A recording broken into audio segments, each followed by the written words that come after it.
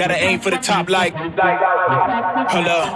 Yeah, I can never doubt myself, I know better. All of you critics be acting like you know better. Blowing the smoke, but I know when the dust settles that I'm in my element, it's evident that there's levels to the game. All of those dark nights I got then, breaking my back to make it out, got me feeling like rain. I ain't never need your help, I know you wishing me well. A penny for your thoughts, but seeing no change. I snap for the sun like Diddy, the riches got a mad ass son, I'm like Billy. I ain't never switch up, whole team with me. Putting on for my city like OAGZ. Set the pace as long as you finish. Consumers find a way inside your business. Babble if they try to dabble in it and they hate the fact that they may have to witness. You try to aim for the top like this and you're in your element with a fire like this. And they hoping you fall and they praying you miss, but it's all in the risk. I got you with the switch, you know. I'm in the zone. Give me the throne. One shot, that's all that you got. That's all that I know. Foot on the gas. 155 on the road. You could be a friend of me, an enemy. Keep that same old energy, cause I know. Hello and welcome to another edition of the Printing Money Podcast, and we are joined again by my buddy at Big Al Poker. How you doing, Big Al? Doing good, man. Doing good. How's yourself? Dude, how could I complain, man? We swept the board, baby. 9-1, sir. 9-1 on the day. What a Sunday we had, man. It's good. It's great, man. It's always good numbers when they have 9-1. Wow. We should have been 10-0. I mean, what a bad beat on Houston not having a kicker in CJ Stroud's just epic day. I mean, NFL record across the board. The kid does everything we said he was going to do on this podcast. And I understand why they didn't go for two there. Why kneel it? I don't know. So with 6 seconds left, if they run it back, right, it's a tie game and they have to go to overtime. They just said if we kneel the ball, then there's no chance of anything going wrong, basically. And I get it from D'Amico Ryan's point of view. It's just what a horrible spot to have Texans minus 2.5. Like I feel like that's just like a game where, like, you know, they said kneel the ball. I mean, said we have money on Houston. You guys gotta here's $500 each. Kneel. It just felt so bad. Like I didn't feel screwed like in the way you're putting it up. It's like, okay, so they missed 2 extra points early in the game when they had to go for 2 twice. They don't get either of the 2s. There's 2 points off the board. So then I'm sitting there and like I'm cheering for, you know, CJ's comeback, and I'm like, this kid's gonna do it. He's just had too good of a day. You know he's gonna finish it, right? So no hedge on the Bucs side. Like could have hedged the Bucs side for sure. Could have bought out of my position, but I'm like, nah, we're good. CJ comes down, cheering, the whole place is freaking screaming, and then I watch him line up for a fucking knee formation. I'm like, oh come on, this is such a bad beat. It's just such a bad beat. A great day for live betting unders. In every single spot, Browns and Cardinals game, I had live bet unders in the Saints in the Sunday night game because that first quarter was 21 points and they just didn't score the whole rest of the game. Yeah. Just live bet unders everywhere. By the way, primetime unders last week, 3 for 3 again, dude. Again. You did call that again. You know, I did not have faith in the Bills Bengals game, and I didn't have faith in the Steelers game that we watched together. I still don't know how that game went under, but it did. I didn't have faith when I watched Detroit play the Raiders. I don't know how that game didn't go over, but it went under. Yeah. You know, we saw that score, we're like, this game's gonna go over. It's gonna go over. But funny is, every time we try to jump on a live under, it just made no sense for us to bet it. Like if they score a touchdown here, we still lose any field goals, any touchdowns. So it made sense to bet live. The teams that are playing, when the lines, the earliest that you can bet the lines, you go bet the under for Thursday night, Sunday night, Monday night, period. I already have them all 3 in. I don't even know what the numbers are. It's just basically free money at this point. And I get it. Like at some point, the books are going to have to make an adjustment. It's 23-7, but losing that much money on these because people love to bet the over. So at the last second of these games, you're seeing this line jump like 2 points. People had unders last week at better numbers than I even got them at. So somebody's betting the over. I have no idea why you'd be betting an over in a primetime game at this point. Yeah. I mean, you gotta know the rules of I don't know what I'm thinking of here, but eventually if over's gonna hit, we just gotta figure out when it's gonna happen. So we'll see what happens, you know. Again, it's 23-7, so it's hit 7 times. I don't even care if it hits. I'm not even trying to time it at this point. Screw it. It's fine. We'll call it the cost of doing business, and I'll just win the next one. I know we're going to start talking about the game tomorrow, but I mean, if we don't have unders, I can't believe we're getting a higher under line on the Bears-Panthers game than we got on a Steelers-Titans game. I was like, what? You think at a point? It is what it is at this point, man. I'm all over them. Take the unders. It's ugly. It's sloppy betting. It doesn't. Who cares? It's money. We're here to make money. We're here to print money, right? That's what we're doing, and it prints. So let's do it. Let's talk about it. Go Bears. And hosting the Carolina Panthers. It looks like a Justin Fields line to me. I got no confirmation that Justin Fields is playing, but Chicago -3 is what it opened at. Chicago -3.5 almost across the board. You can't give me that number. The book cannot hang that number unless they know Justin Fields is playing. And I also think that's why it's sitting at 38.5 because Justin Fields is playing. But I don't care. It's a primetime game. Well, according to your report at NFL Network, Justin Fields is not practicing at all today, or he doesn't look like he's going to play from what they're talking about. That thumb injury needs one more week to get going. So with this lineup being 3.5, 38.5, I think they already got to figure Fields isn't playing. They did, I believe, Eberflus did announce today that that quarterback rookie Pageant is starting, from what I heard. Yeah. So, how in the world can you favor the Bears by 3.5 if that kid is starting? Bryce Young is not a good quarterback, and he's shown that. Neither is Badgett. Home field. Yeah.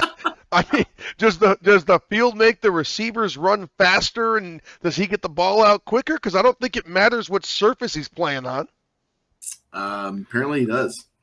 So according to some of these odds makers. So I guess they're seeing something we're not. I think all the value in the world here is on Carolina, and it's sick to me. To lay money with Bryce Young is sick to me. But if you're going to give me 3.5, Carolina's defense, led by Brian Burns, is the best unit on the field. Yeah, I think the best play for me on this game would be the under 30.5 of the game. Actually, I would do under 38.5 and the first half as well. It's the only play for me. I've got the unders across the board. I'm trying to convince myself to take the Panthers with 3.5. That's where the value is. Man, it's tough for me to put my money on Bryce Young. Yeah, I couldn't do it. I think take the under team totals in both. This game's going to be, I'm going to probably say, honestly, 13-6. This is how kind of game it's going to be. I think Bears win game 13-6. I like team total unders easily, 17.5 and 21.5. Those are two good plays I would jump on as well. I mean, I've not watched a ton of Carolina football this year, but I watched Carolina play Houston 13-12 and struggling to move the ball. I watched Bryce Young throw 2 pick sixes last week against Indianapolis in a game that went under. First Colts under of the year. I watched them play the Saints on Monday Night Football where neither team could move the ball anywhere. This is bad football. This is really bad football. And they're hanging a big number. And I don't know why this isn't 36 or 35. I don't know why it's 38.5. It's weird to me. Let's move over to New England. Where your team's going this week, buddy? The Colts rolling into play. Belichick. Colts -1.5 now.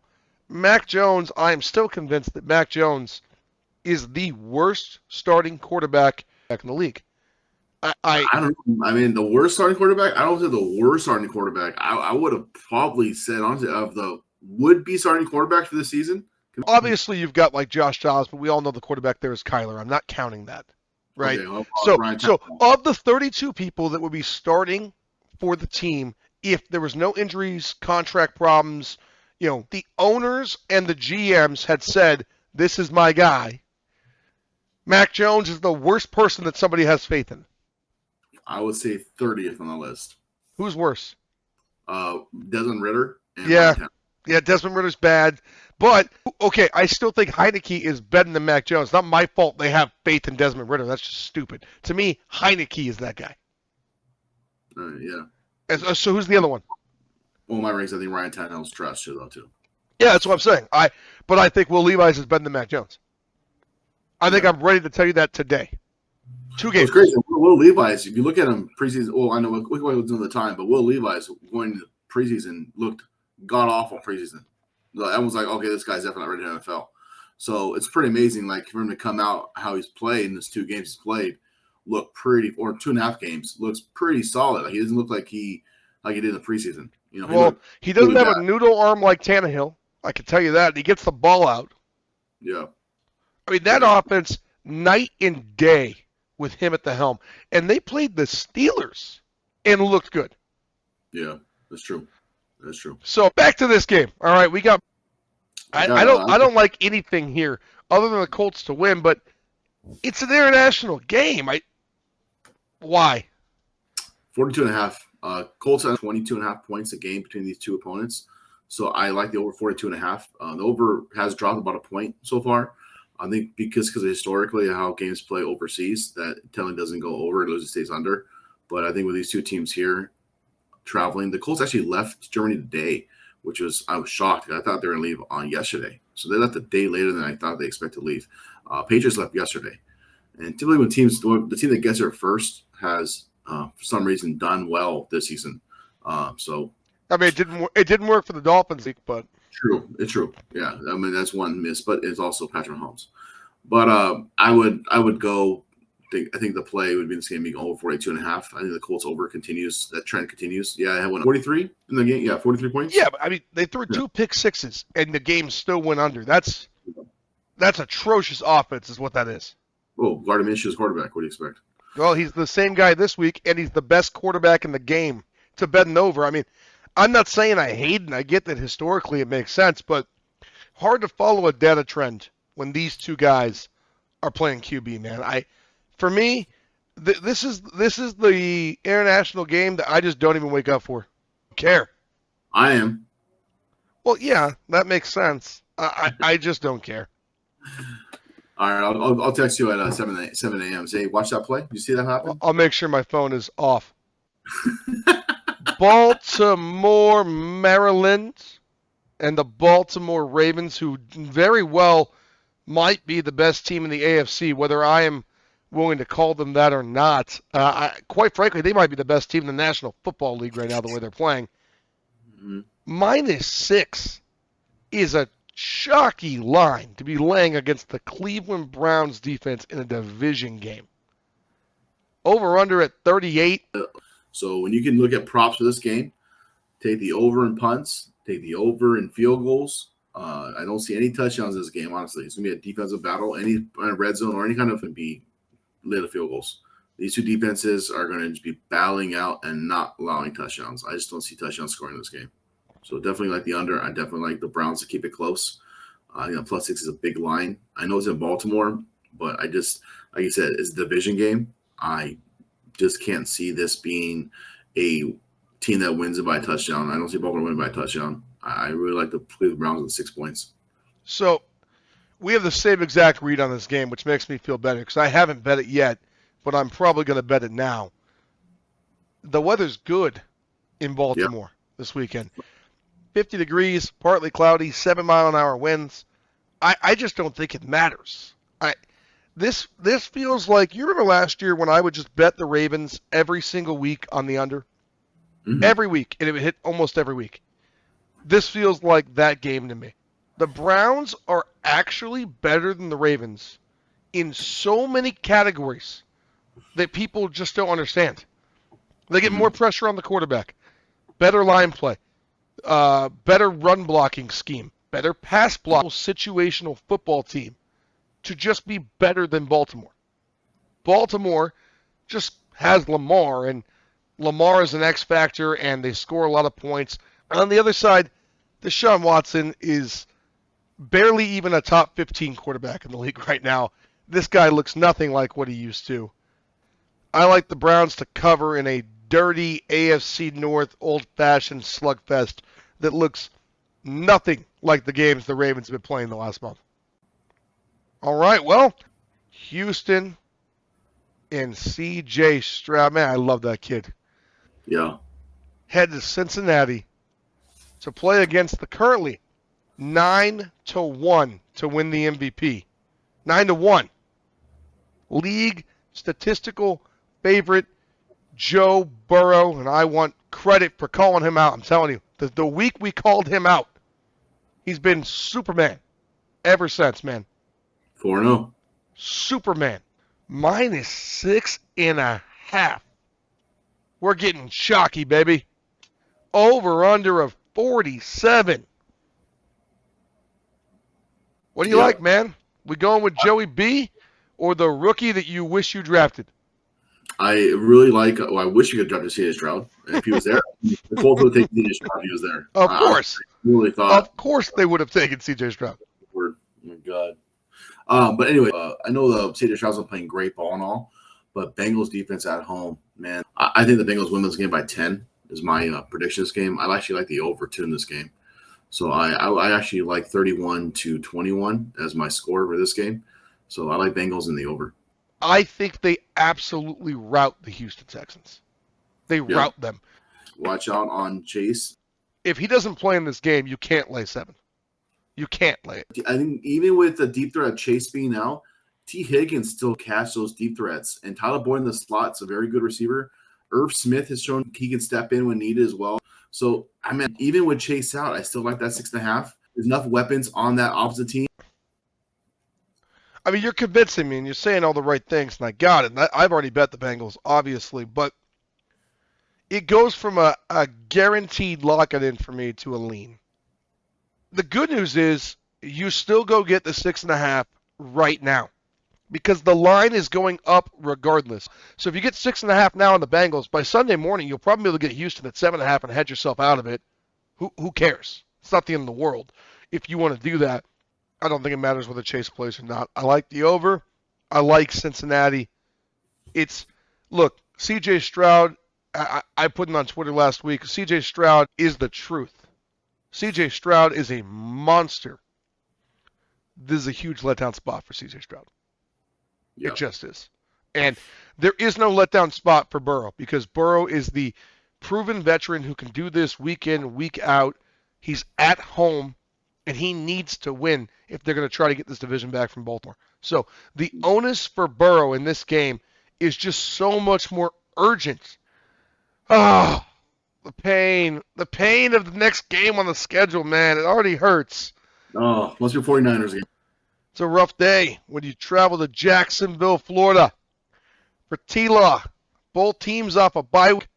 I don't really understand why the line is 3. We've done nothing in the last month to suggest the line should be 3. I mean, this game is, for me, it's an easy play, honestly. And I'll tell you why right now. Deebo Samuel is ready to rock and roll. He's feeling amazing, 100%, ready to go out there. Niners were 5-0 before Deebo went down. Now 5-3.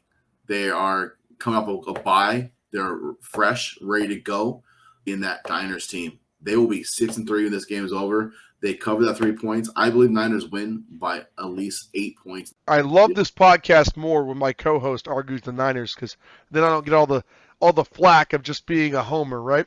I'm not saying you're wrong. I don't see a world where the 49ers lose this game.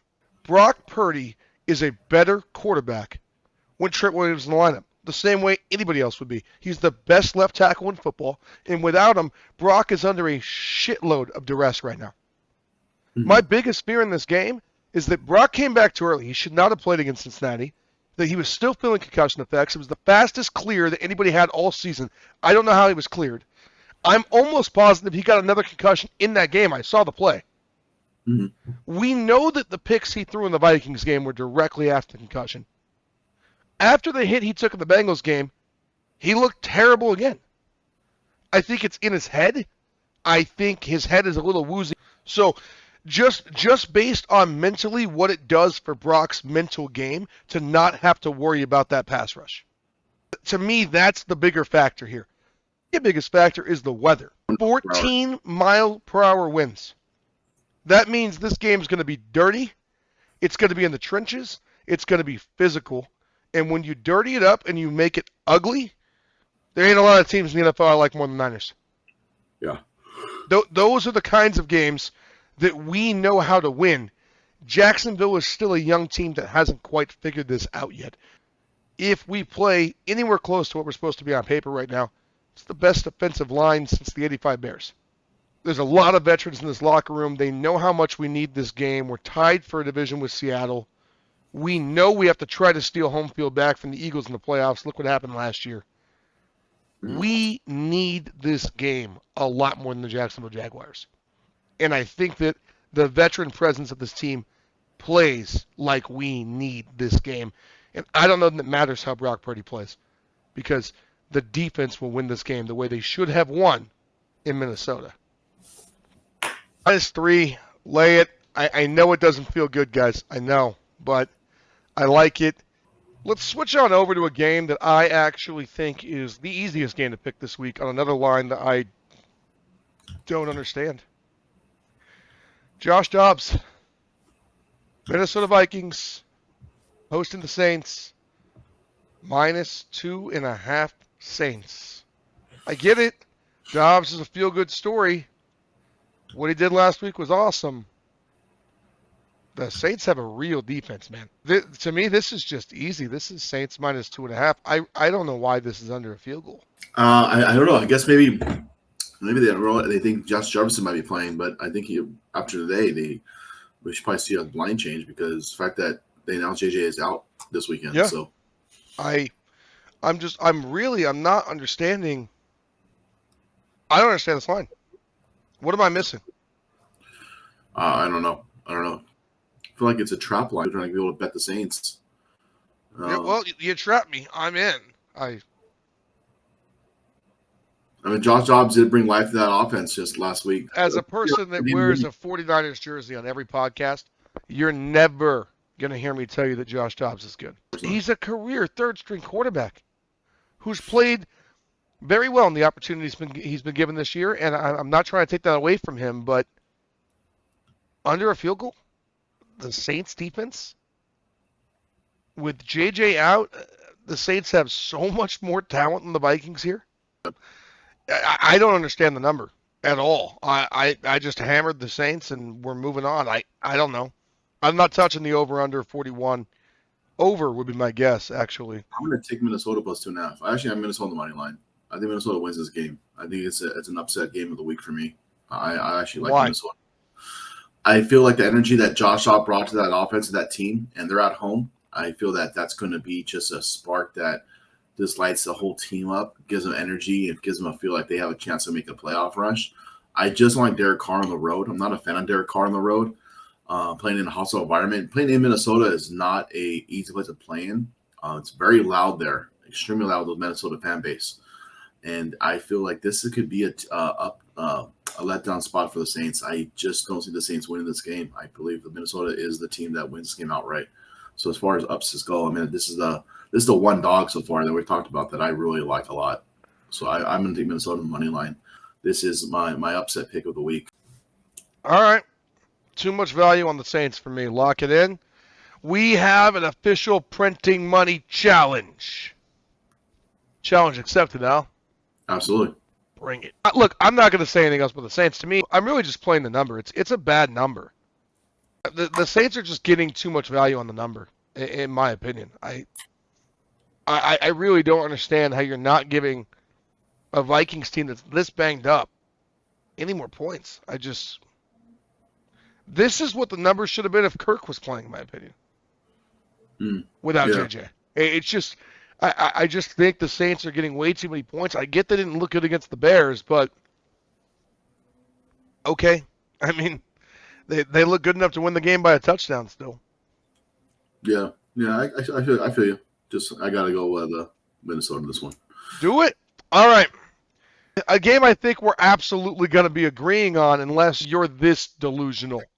But what say you, Mr. Jordan Love supporter? Pittsburgh -3 at home. Come on, man. Lock it in, dude. Jordan Love can't beat the Steelers' defense. Yeah, this game is just too easy to even really talk much about. I mean, it's obvious. Pittsburgh -3.5 and the under 30.5. The Pittsburgh defense is so superior at home. Packers offense is just not there at all one bit. I mean, Packers had a chance to annihilate the Rams. Yeah, they tell you they won. Was it 20-6 or 20-3? I don't know what the score was. I know it was a huge cover, but they're at home and they only put up 20 points. Now they're going on the road to Pittsburgh, where most teams just have a hard time putting up points. I know it's Kenny Pickett. He doesn't really do a whole lot for you. Packers defense isn't the greatest, but they still have a decent defense. I think the play by far is Pittsburgh should win this game by at least six. I actually like 18-13 is my prediction this game. So actually that's 5 points, excuse me. I do like 18-13 to score. I do like the under a lot. So take the Steelers in the under. I think that's just an easy play on this. I would take that right now as a same game parlay. Take Pittsburgh minus 3.5 to under 38. Well, remember, you could still get 3. Oh, if you can get 3, even better. You can get 3 right now at Caesars. You can get 3 right now at BetMGM. Yeah, my put the books at 3.5. You can get 3 at FanDuel. Take 3 and 39 and just print. There's another number I don't understand. I mean, I honestly think this should be like Steelers minus 5.5 minimum. Yeah. Steelers win this game between 5 and 6 points. So I don't like taking Mike Tomlin as a favorite. I much prefer to take him as an underdog. But Jordan Love is. I'll say what you want. He's not good. He misses a lot of throws. He misses a lot of reads. He double clutches. He takes too long to make decisions. You can't do that against T.J. Watt. Yeah, no, you can't. This young man is going to get annihilated on Sunday. They're sending him to the slaughterhouse. Yep. Green Bay will be 3-6. Pittsburgh goes 6-3. I jump on the Steelers right now. And by the way, 2 of the worst first half teams in the league, both of them. Oh, that's right. Oh, yeah. They don't get started, so under the first half as well. I'm making both sides. Yeah, under first half a lot. The Tampa Bay Buccaneers, the Fighting Baker Mayfields, hosting the brand new Will Levis and the Titans. Resurging offense to DeAndre Hopkins. Tampa Bay minus 1.5, 1, or half a point, depending on which book you look at. It's kind of all over the place. 38.5 is the line. It's in Tampa. This was my walk-away game of the week. Yeah, this is a game that, honestly, I as much as I hate rooting for the Titans, but I just, Will Levis has played some good ball the last couple 2 games he's played. They had a chance to beat the Pittsburgh Steelers, but they said they played in Pittsburgh where it's a tough environment to play in. Now they're going to Tampa against another pretty good defense, especially at home. Tampa's defense does play very, very good at home. But I think Will Levis gets second win of his career. So here's the problem I have with Al's pick. Baker Mayfield, Chris Godwin, Mike Evans just torched D'Amico Ryans. Torched him. Vrabel's defense is good, but not his pass defense. The Titans' secondary is bad. Look what Kenny Pickett did to them last week. Look what Deontay Johnson did to them last week. Yeah. This game is just a walk away from me. I just don't like it. I may bet it live based on game flow, but I don't like it. I kind of like the over, really, is the one thing I actually kind of like. But it feels weird to bet an over with Baker Mayfield, a rookie quarterback, Todd Bowles, and Mike Vrabel. Yeah. So I'm just walking away. It's my walk-away game of the week. Good call. I think I'll jump on that ship with you. I'll walk away as well, actually. Yeah, I don't know. The line is exactly what it should be. The game's a coin flip. I don't need to bet every game. I'm just good. I have a feeling we're on the same page in this game, too. The Arizona Cardinals going to host the Atlanta Falcons. Minus 1.5 Atlanta.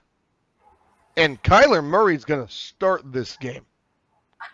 I'm all over the Cardinals in this football game. You tell me why I shouldn't be, because I don't understand why Atlanta, who's looked terrible the last 3 weeks, hasn't looked good on the road all season, is going to go into Arizona with all these weapons and a guy who can actually play quarterback. How in the world is Atlanta favored? I don't know. I think the only thing that why oddsmakers or bookmakers are giving Atlanta the favorite line is because Kyler Murray is making his first start of the season, so they're thinking he may be rusty. But I don't realize. I mean, any sports bettor should realize Kyler Murray's been practicing for 4 weeks. Yeah. Don't get me wrong. He's going to be rusty. I get it. His scrambling ability alone keeps drives going. He's been practicing for 4 weeks. There's no setbacks. He's not had a single issue with that leg. He's clearly healthy. And he has history with half this roster. Anyways, the weapons didn't change. He's been throwing a Hollywood Brown before. It's not like he's on a brand new team. Yeah. If Josh Dobbs can go to Minnesota, not even throw a ball to a single starting player and beat the Falcons in Atlanta, then you have to think Kyler Murray can beat him in Arizona. Yeah. All week this week, there's such ugly freaking lines, man. I'm just sitting here like I'm confused. I just don't understand. We are either going to win another 15 units and print the world, or I'm going to be pissed on Sunday. These lines are giving us are just saying, you know what, this is our gift to you. Here's some good lines, bet on it, and take advantage and print that money this week. Because, I print with the Cardinals. I only ever put 4 lock-it-ins on a board. Otherwise, I'd lock this game in. I mean, it's like a 5th nomination for me. I'm confused. Now I'm not going to touch the over-under. Taylor Heineke, Kyler Murray, those guys, I don't really know what kind of day they're going to have. I'm not worried about that. I just think Kyler does enough to win this game. To another game that I think the line is wrong in. And I at least I understand where they're hanging this one, where they're hanging it. SoFi Stadium, Los Angeles Chargers, fresh off their destruction of Zach Wilson. I mean destruction. Zach Wilson played so bad on Monday. Wow. But now they get Detroit. Jared Goff off a bye week. And the Lions are getting healthy. The healthiest they've been all season. -3 is where it's at right now. I got it at 2. I actually think I got it at 1.5 on a look ahead, but I have it at 2 for sure. I also picked it at 2.5. The only reason I'm not telling people to lock it in is because it's 3 across the board, and I don't think it's going back down. It's going to 3.5. So if you want it, get it. But I got too good of a number to recommend it now. To me, this should be Lions -5 easily. One team has Brandon Staley, and the other team doesn't. Yeah, I like the over in this game, 40.5. I like the over a lot. It's going to be a shootout game, a lot of back and forth, a lot of scoring in this game. So I don't know on the spread itself because I just think the over is the better play for me. I think 40.5 is a much better play than picking who's going to win the game. Because both teams, anyone, I mean, really you think like, okay, the Lions should win this game and they should cover the 3 points. But you never know. Chargers could come out and just surprise everybody. So it's really a coin toss for me. I think the safest play by all means is I'm not touching the game line. I'm taking the over. I think it's going to be a shootout game. Both teams score this game over 27 points. It's going to be like 36-30. Yeah, I'm on the over at 48.5 as well. Absolutely already in. I think it's the better bet than Detroit -3. I don't think it was the better bet than Detroit -2.5. But yeah, it doesn't matter. To me, the Detroit Lions are the 3rd best team in the NFC. And they're trying to get to a point where they're respected like an Eagles franchise or a 49ers franchise. And this is part of doing that. You have to go beat these teams in these spots. Off a bye week. Chargers riding high. Bunch of public momentum, right? You got to remember, Monday night, the Jets were a public dog. The Jets were getting 3.5, and more money was on the Jets than the Chargers. So currently, everyone is pissed at the Jets. They lost money, and they're all thinking the Chargers are a much better football team than they are. I don't care if they won that game by 60. It's still Brandon Staley. It's still the Chargers defense. They will find a way to let Jared Goff and Amon-Ra St. Brown score whatever is needed in the 4th quarter to win this game. That's what they do. It's what they do, man. I can't trust the Chargers. The coaching staff, the leadership of Goff, the veteran players on the Lions team, despite them being young, the maturity they play with compared to the maturity of a Brandon Staley team are just two completely different things. The Detroit Lions are a top 10 team in the NFL and a top 5 team in the NFC. The Chargers are not a top 15 team in the league. Period. And it's not because of lack of talent. It's not because they don't have a great roster. It's because of the same thing I tell you every week. Brandon Staley's their head coach.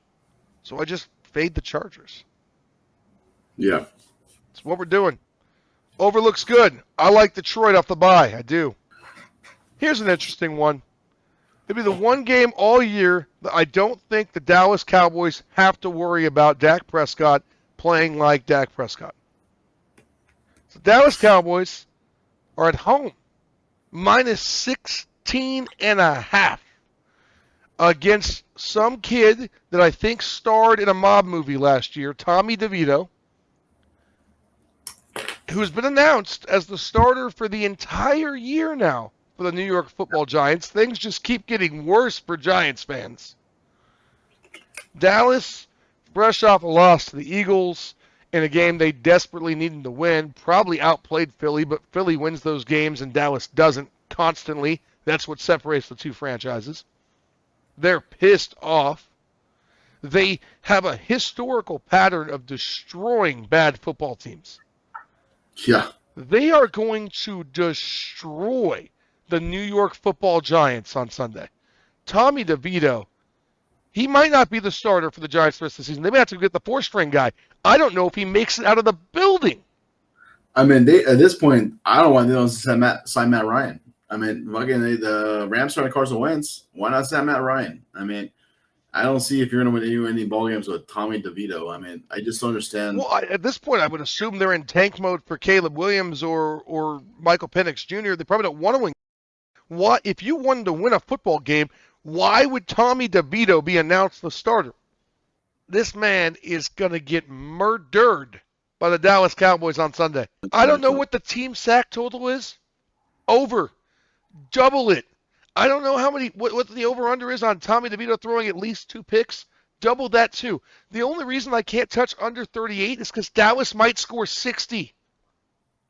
So the prop looking on for DeVito interception, interception is minus 305. Yeah, because it's guaranteed. Total sacks in the game, 7.5. Over. The only reason it might go under is because he may not have enough throws to be able to accomplish that. Just drop back, throw a pick, drop back, throw a pick, drop back, fumble. I mean, 7.5 sacks is a big number though. 145. I mean, I don't know. I just feel like you're getting plus 110 on a under 7.5. I mean, I don't see Dak getting sacked in this game. So I mean, do you really think they're going to get to sack DeVito 8 times? I don't care. You just bet the Dallas Cowboys. There's nothing the Giants can. You can't hang this number big enough. What did Dallas win week 1 with Chandler Jones, the quarterback? 40-0, right? Yes. Yeah, the same thing. It's gonna be, and now you're playing a 4th-string quarterback in Dallas. They won 40-0 in New York. Now they're playing in Dallas. Yeah. I can't even take the under 38.5 because Dallas might just cover it. Yeah. What's team total? You know, I don't have team total for Dallas. It's interesting. It's off the board. I don't have a team total. What's the team total for Dallas? I don't have one either. Yeah, I would take team total in the Cowboys game. I think that's a better play than the over/under. I don't see how the Cowboys don't score. I'm not gonna tell you to lock in the Dallas Cowboys at almost 17 points, but if you bet the Dallas Cowboys here, I understand. I do. Whatever you do, you don't bet the Giants. Okay, don't get any clever ideas. Don't tease them to 20-2. It's probably not enough. Don't do anything clever on the New York Football Giants. They're done. Yeah. Stick a fork in them. It's over. Tommy DeVito, good luck to you, young man. Dallas, sleep easy this week. You don't have to sweat it all. You are my survivor pick. You are guaranteed to win. No matter what happens. The Dallas Cowboys could lose 10 starters to injury and win this game. Okay? They're fine. Like, this is bad football at its finest. The Giants have to be in full-ass tank mode. That's the only reason you would start this kid. And they're just sacrificing him. This is bad, dude. This is bad. The kid's going to get killed out there. Yeah, I think the best one of the best plays to take on this game is take when the does come out, regardless of what it is, take the team total of Dallas Cowboys first half in the game. I think that was by far the best, especially first half. Yeah, Cowboys the team total for the Cowboys first half will probably be 17.5, 18 around and the there. Cowboys start quick. Yes, they always start out quick, so they're going to score easily. You have a whole half to score 3 touchdowns. There's no way that doesn't happen. So if you're going to put some big money in this game, lay the over team total on the Cowboys first half. This game is going to look like Georgia played Appalachian State. I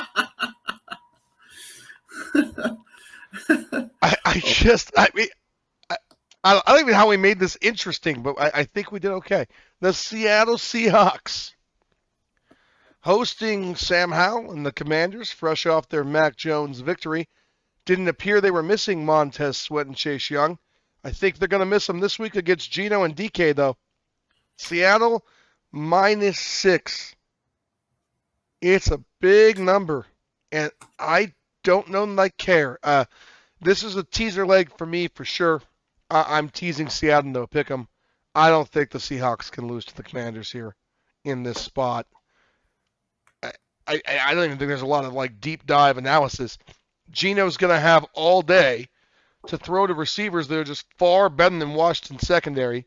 Washington has no run defense. Seattle runs the ball exceptionally well. I think it's a track meet to the over, and I think that Seattle slaughters them. You? This game, I just really don't know. I don't have a edge or opinion on this game at all. I just don't know. I don't know which Sam Howell's going to show up. Is it the Sam Howell that plays the Eagles, or be the Sam Howell that plays against other teams? I just don't know what kind of Sam Howell's going to show up. Same goes with Geno Smith. Which Geno Smith are we going to see? I mean, we're supposed to see a Geno Smith that just dominates, that beat the Lions earlier this year. So I mean, is it going to be that Geno Smith at home? We should, but 6.5. I just don't know who to go, which side's going to win. It could be, we would think Seattle should win this game outright by over touchdown, but this game I'm not comfortable putting money in this game. It's not a game I want to even entertain. I think Seattle should be favored by over a touchdown, honestly. And the fact they're not, I'm just going to tease it. I don't care which version of Sam Howell shows up. Washington's not going to produce any pressure against Geno. They have a clean pocket all day. In those games, Geno looks dominant. I think it's Seahawks all the way for me. Seahawks. The Raiders. Las Vegas. Holy smokes, they have a coach. And Josh Jacobs and Devontae Adams want to play football again. I don't know why Aiden O'Connell wasn't starting all year based on that performance. Although it was the Giants, so can we all just relax?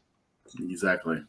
The Las Vegas Raiders hosting the Jets in a bounce-back spot after a bad loss in primetime where the Jets defense gets a rookie quarterback. Lock it in. Jets now. Jets. I did say last week, remember that podcast, I clearly remember saying I like the Raiders to beat the Giants because Antonio Pierce was the head coach of the Raiders, and he is going to come out and want to beat his old team. Yeah. So I did remember saying that clearly. So I do like a lot. I do like Antonio Pierce's his drive, his spirit. He's a former linebacker, a Super Bowl champion. He just has that willingness to win. And I think he's going to just get that team spirits rising up. So just don't, it's also another game where I'm just like, good Lord, this is Sunday night. How is the game not? We're in week 10, right? It's week 10. What? So from what I remember, we're in week 10. So week 10 means that's the first week of flexing. So I don't understand how the NFL 2 weeks ago, they thought the Jets and Raiders game was going to be a good game to watch. Like, as far as flexing, I know the schedule this week is not the greatest of games. Wow. I guess the question is, what were you going to move to it? Because they also try to get every team some primetime play, right? There's only 2 games that really, in my opinion, make sense to move. It's the Niners in Jacksonville, but the Niners have already played 3 primetime games. Mhm. Or it's the Bengals in Houston, but the Bengals literally just played Sunday Night Football last week. I mean, I would have done Lions and Chargers. I mean, why not? The Chargers were just on Monday night, and the Lions were on Monday night the week before that. Good Lord, you're right. Good Lord. So who are you moving? Yeah. Of I the guess. remaining options, what game is moving? Cleveland and Baltimore, is that really that much better? No. I mean, how about Jordan Love? I don't see what they can really flex here. At least they're putting the Raiders on primetime, and the Raiders in New York have a huge fan base. Yeah, that's true. So we think the game is garbage, but it's going to do just fine for NFL ratings. Yeah, that makes sense. I don't think it matters. You may have liked Antonio Pierce last week, and you were certainly right on that call, and I made money on that call, so thank you. Aiden O'Connell's not beating the Jets defense. He's not ready for this. This is a massive bounce back spot, a get right spot for the Jets. Massively. And the game is, we're sitting here talking, the game's moved to a pick 'em. Just Wow, yeah, I got +1 on both. Just Okay. give me the Jets, man. Yeah. I don't understand. Lock it in. I put it on the lock it in. Just give me the Jets. I love this. I have way too much money on this game already. What's your money line on this, Jets? Is it even money on the money line? It's minus 110. So weird because on my books I have +1 on both, and there's no money line. I just don't understand why not even money on the money line. Yeah, game's down to a pick 'em. I don't want 10% juice on a game where I don't need a 1 point. I don't want a 1 point. I want just even money. I kind of want like an alt line. I might find a clever play on this game, like Jets minus 6.5. I don't think they stand a chance. There's no way this kid is ready for what the Jets defense is going to do in this game. There's just no way. I love the under because it's a primetime game. So I don't care. The number's 36. Fine. The Jets win this game 17-0. 17-3. Maybe 17-7 or 17-10. Maybe if Zach Wilson gifts them a pick 6. I mean, the under by far is the easiest. The under is by far the easiest play ever here, and I don't think the Raiders can get within a touchdown. I think in order for it to get outside of that 17-3 range, it'll be because Zach Wilson does something that gifts them a touchdown. Yeah. That's the only way they score. Aiden O'Connell's not moving the ball at all. I would prop bet every Aiden O'Connell yards and touchdown prop you could find. Under them all. Yep, absolutely do that. Buffalo. The Bills. Josh Allen, who played quite well last week, even though they lost. In another one of these lines that I just don't understand. Bills minus 7.5 hosting the Denver Broncos off a bye week, fresh off them beating the Chiefs, and Sean Payton figuring out something with this defense. The Bills have no defense. Why do they keep putting spreads for the Bills like it's last season? Yeah. The Bengals game last week was -2, which is exactly what the line was last season. Last season, the Bills minus 7.5 against the Broncos makes sense. Right now, over a touchdown? I hate this, but the value's on Denver. Unfortunately, it is, yeah.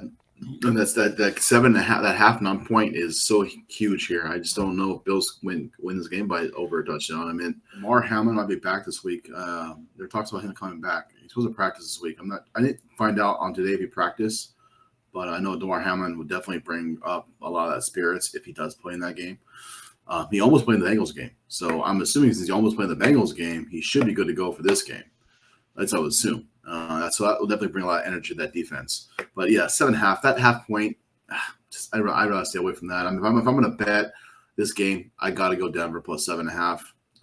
That'd be my play in this game. I just don't like the half point right there for Buffalo to cover that over touchdown this game. Yeah, to me, this is my other teaser leg to go along with Seattle. It's just an easy tease. Buffalo in a must-win spot. I mean, they likely don't make the playoffs if they can't beat Denver here at home. So, yeah, Buffalo minus 1.5. Tease it down. Put it with Seattle on the pick 'em. and call it a day. But you can't lay 7.5 with this version of the Buffalo Bills. That's just a bad number, and the value's on Denver really. Yeah. Obviously under 47 primetime game, and they hung the number only 1 point less than the Bengals game, which again just feels weird. Feels weird, man. I'm really not understanding the lines. We're either walking into a bear trap, or we are smoking the book this week. I don't know which one. It'll be one of the two, because some of these lines are weird. Yeah. Yeah, like I said, maybe they're just gifting us the lines of all the bullshit that we had to go through for the first fucking 9 Yeah, that's what Vegas does. They just suddenly go, "It's okay, feel free to win." Yeah, why not? It's Christmas time. It's holiday season. It's time about giving. Time about thankful. Let's give the printing money people a nice little rundown. We've got the Chicago Bears hosting the Carolina Panthers. Chicago -3.5. Don't touch it.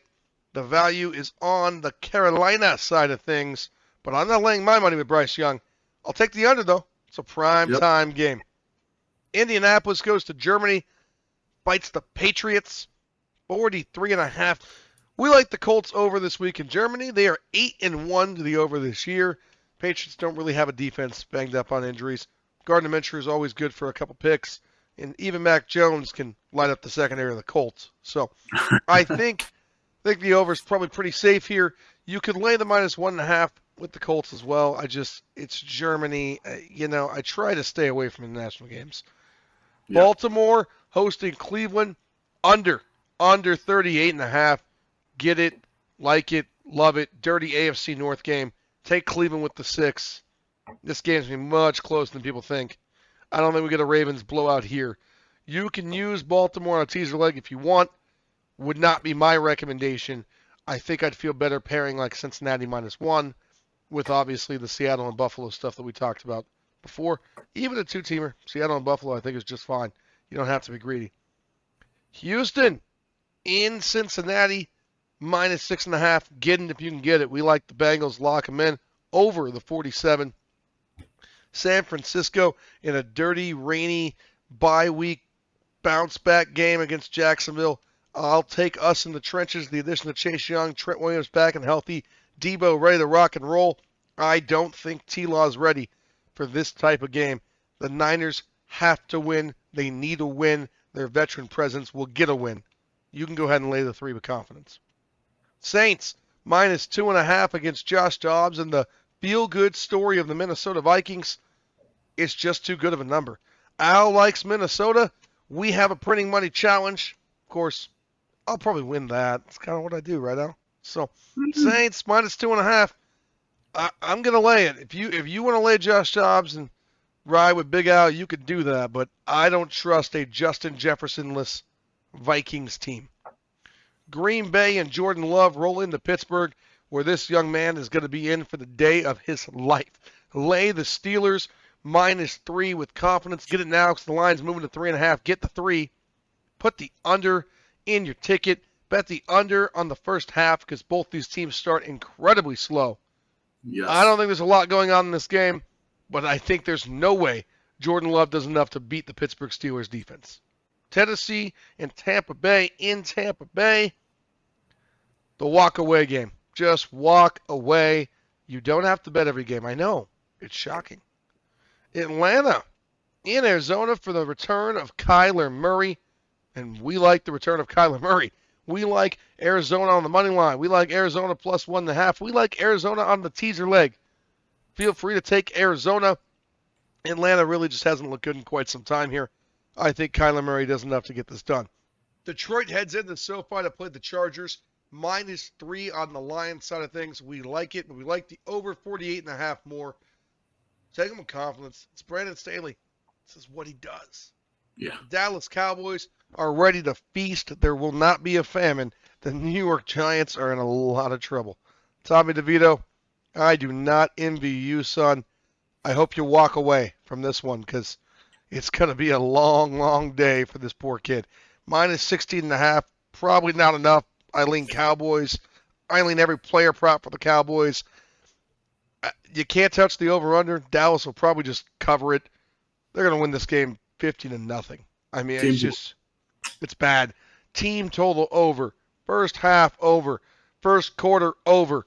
Every Dallas over you can find. Just the Giants don't have a chance in hell in this football game. 0. Seattle, -6 at home. It's going to be raining. It's going to be cold. Sam Howell, no Montez Sweat, no Chase Young. I like the Seahawks. Perfect teaser leg here. You can lay the 6. I don't know if I like them that much, but I think it's a perfect teaser leg here. The New York Jets going into Vegas, bounce back spot. Aiden O'Connell is going to be in for a long, long day. I think this young man struggles mightily with the Jets defense.